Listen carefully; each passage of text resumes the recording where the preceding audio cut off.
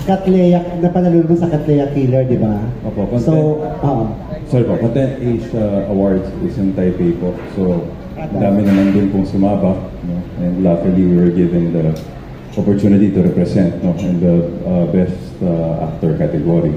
And nandali po. So, yun po yung sa Taipei. And it happened just last week. So, yun po. Dire-diretso ko na yung tanong kasi para makakomment ka na. Kasi ang unang may... naalala ko ba?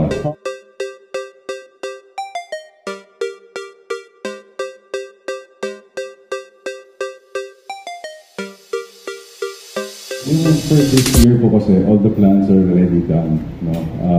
Plans meaning the projects that I've committed to ABS as well as part of my responsibility at hanap buhay. Sabi ko po, of course, I had to finish what I had to finish and I did it during the breaks of Congress. Minsan po na-overlap, but rest assured that the district was my priority. No? And for Moonglow po, that is coming out next year po. We ended na rin po a couple of months ago. May nireshoot lang kami recently for a day. But the rest... Commercial release? Cinema release ba to?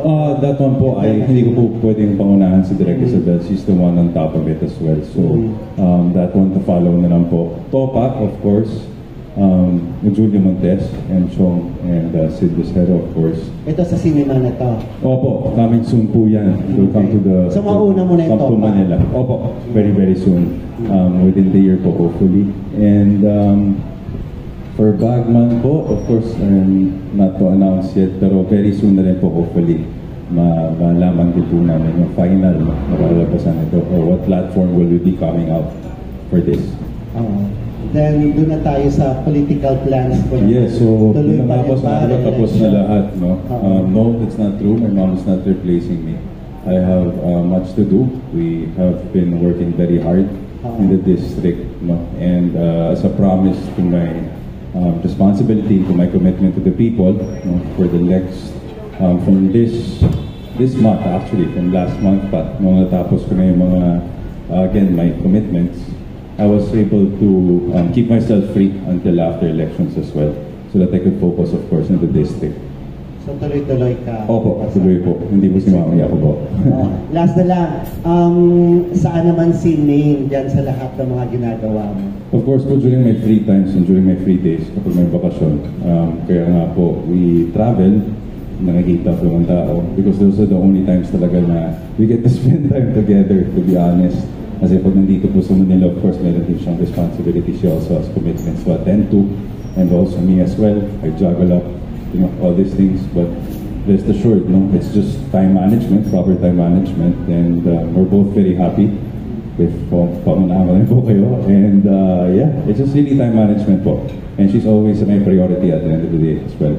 Akala nila, buntis na si May nung medyo nawala siya doon sa Bulaga. Hindi po. We went on a vacation for our first wedding anniversary po. Maraming salamat po. Thank you po. Thank you, Gorgie. Nagkaroon pa ng inkling na you're gonna win. Meron kang feeling na ikaw yung mananalo or talagang it's a surprise. Nung gabing yun na tinawag Arjo at Iris winner. Ako? Yung feeling ko? Hindi, ganun pa rin eh. Same. I had the same feeling. We went there with Kim, Kayla, and the rest of Ted, and of course, the EJ, Aretanya, the rest of the people with us from ABS-CBN and the other network. I guess none of us were expecting anything. No? To be nominated is already such a privilege. The recognition itself will be a bonus, like we always say. It's not being humble, but it's really trying to push Filipino content, trying to push Filipino connections, no, in a better way so that we could excel back to where we were back in the 80s, 90s, etc. So yun po. Thanks, Jo. We have a question here from Glenn Sibonga. Siyempre, napapanood ko sa movies at saka sa miniseries, pero may mga nakakamiss din na gumawa ka ng teleserye. Can we expect any teleserye soon? Siguro po next year. I could say maybe next year. I've been gone for about 5 years on free TV as well. And of course, ang dami na po nangyari. Then I have my responsibilities. But definitely po, I'm looking forward to coming back, even just for for a while, you know, and you know, to be back on my playground and to learn more again with the people that I've been working with. Okay. Meron kang inaay na actress na gusto mong makatrabaho sa susunod ng proyekto? Lahat. To be honest, you know, everyone. Still the same po. I would say, when we get those interviews since before, I want to work with everyone naman talaga. It really gives me the opportunity to learn more, to stretch out, you know.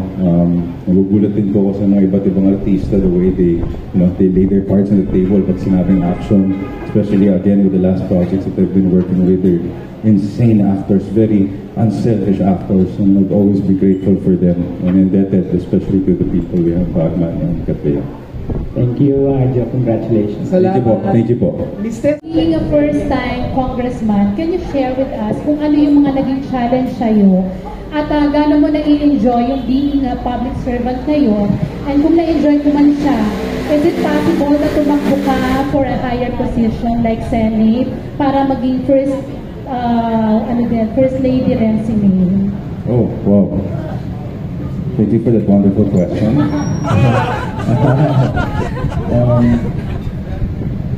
Well, how should I say it? What was the first question po? Sorry? Yung challenges mo. The challenge, okay. The challenges po. First-time congressman. Yes po. Challenges, of course, a lot po. A lot. Of course, is covering the whole place. More problems and problems come along. No? There are temporary,